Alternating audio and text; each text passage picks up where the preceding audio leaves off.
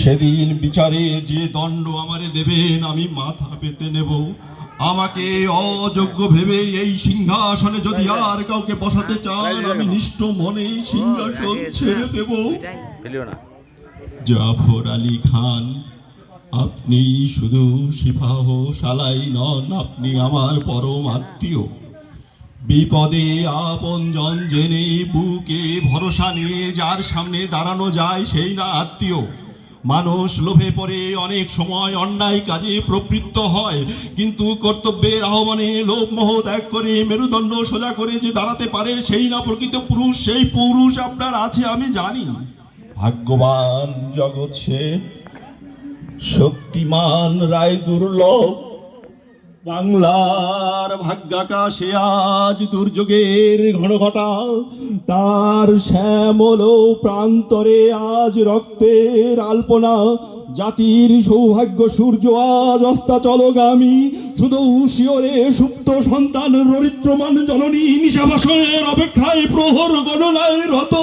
কে তারে আশা দেবে, কে তারে ভরসা দেবে, কে তারে শোনাবে জাগরণের সেই অভয় বাণী। হে জন্মভূমি মা, তোমার মাটির বুকে যতদিন একটি মানুষের দেহে প্রাণ বেঁচে রবে ততদিন স্বাধীনতার এই সংগ্রাম চলবেই। ওঠো মা ওঠো, মোছো তোমার অশ্রু জল। বাংলার 7 কোটি বাঙালি হিন্দু মুসলমান জীবন দিয়ে রুখে দিবে মরণের অভিযান। শেষ দৃশ্যে আপনারা সবাই জানেন নবাব সিরাজউদ্দৌলা ঠিক যেভাবে বাংলাকে ভালোবাসতেন এমন ভালোবাসা আর কেউ বাসতে পারেন নাই।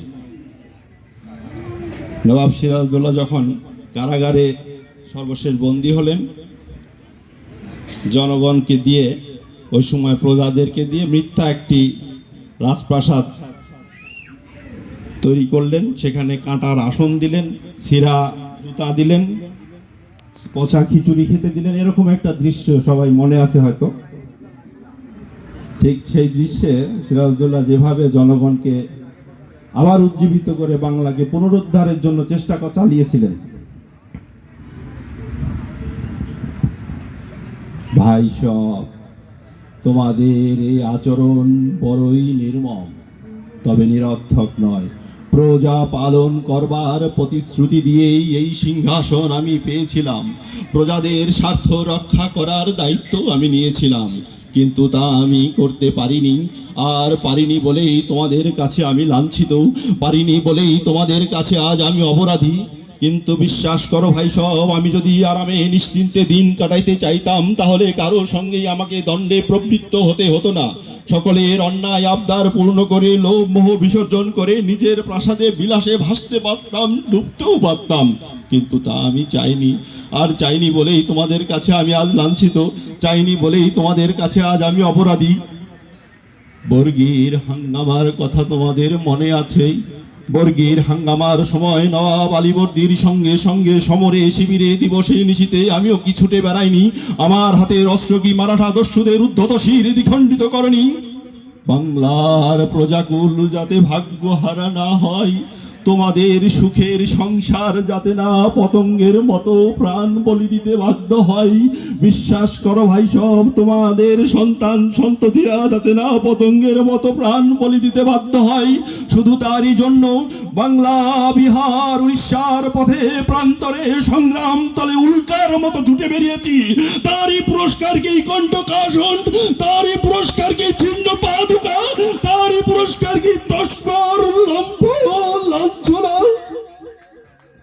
আমি তো এসেছি, তাই যদি জানো, সত্যি যদি জানো তোমাদের সাথে আমার সম্পর্ক অচ্ছেদ্য,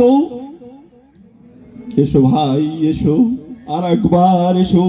পলাশির প্রান্তরে যে রত্ন আমরা হেলায় হারিয়েছি, কি জন্মভূমির কনক তুরিতে তা আবার পরিয়ে দিতে পারি কি না?